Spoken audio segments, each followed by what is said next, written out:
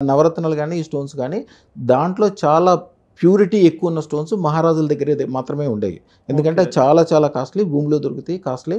Impurities ఎంత costly పెట్టినా కూడా ఎంతో కొంత ఇంప్యూరిటీ ఉంటది దాంట్లో. ఇప్పుడు కోహినూర్ డైమండ్ ఉంది. దాన్ని రేట్ కట్టేవాళ్ళు కూడా ఎవరు లేరు. అవును. కానీ దాంట్లో ఎంతో కొంత ఇంప్యూరిటీ ఉంటది.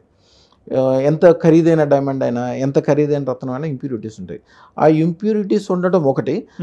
దాంట్లో ఆ డైమండ్ పౌడర్, ఆ డైమండ్ గానీ, లేకపోతే కనకపుష్పరాగం గానీ, రెడ్ స్టోన్ అంటే రూబీ గానీ దాని యొక్క లక్షణాలు మాత్రమే ఉంటాయి. ఓకే.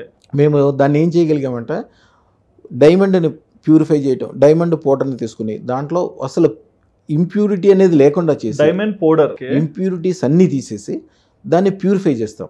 దాంతోపాటు ఇంకా అదృష్ట రత్నానికి సంబంధించిన ఇప్పుడు కౌస్తుభమణి ఉందనుకోండి, చింతామణి ఉందనుకోండి, దారామణి, మహాత్మణి, ఇంద్రమణి, దీనికి సంబంధించిన రత్నాలకు సంబంధించిన ఆ పౌడర్లు కూడా దాంట్లో మిక్స్ చేసి ఇంప్యూరిటీ అనేది కంప్లీట్‌గా తీసేసి ఈ రత్నం తయారు చేసిస్తాం. ఓకే.